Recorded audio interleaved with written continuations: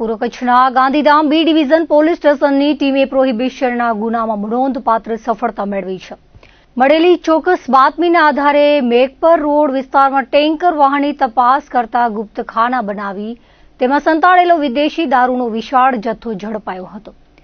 પોલીસે ટેન્કર સાથે એક આરોપીની ધરપકડ કરી વધુ 3 વોન્ટેડ આરોપીઓને ઝડપી પાડવા તપાસનો ધમધમાટ શરૂ કર્યો છે.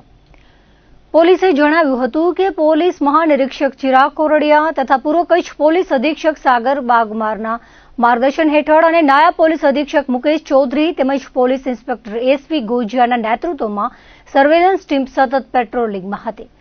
તે દરમિયાન મળેલી બાતમીના આધારે મેઘપર રોડ પરથી પસાર થઈ રહેલા ટેન્કરને અટકાવી તપાસ કરવામાં આવી હતી. તપાસ દરમિયાન ટેન્કરમાં ખાસ બનાવેલા ગુપ્ત ખાનાઓમાંથી ભારતીય બનાવટની વિવિધ બ્રાન્ડની વિદેશી દારૂની કુલ 725 પેટીઓ મળી આવી હતી. પોલીસે સમગ્ર જથ્થો કબજે કરી ટેન્કર ચાલકને ઝડપી પાડ્યો હતો. સાથે જ દારૂનો જથ્થો મોકલનાર અને મંગાવનાર સહિત 3 શખ્સોને વોન્ટેડ જાહેર કરી તેમની શોધખોળ શરૂ કરવામાં આવી છે.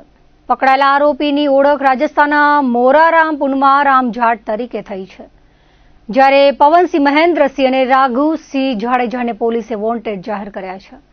આ કાર્યવાહી દરમિયાન પોલીસે કુલ 1,58,93,680નો મુદ્દામાલ કબજે કર્યો છે, જેમાં અંદાજે 1,15,00,000નો વિદેશી દારૂ, 13,29,000ની બિયર, 30 લાખનું ટેન્કર અને 10,40,000નો મોબાઈલ ફોનનો સમાવેશ થાય છે. ગાંધીધામ બી ડિવિઝન પોલીસે આરોપીઓ સામે પ્રોહિબિશન અધિનિયમ હેઠળ ગુનો નોંધી વધુ તપાસ હાથ ધરી છે. સાથે જ વિદેશી દારૂના જથ્થાના સ્ત્રોત, સપ્લાય ચેઇન અને અન્ય સંડોવાયેલા શખ્સો સુધી પહોંચવા માટે તપાસ આગળ વધારવામાં આવી રહી છે.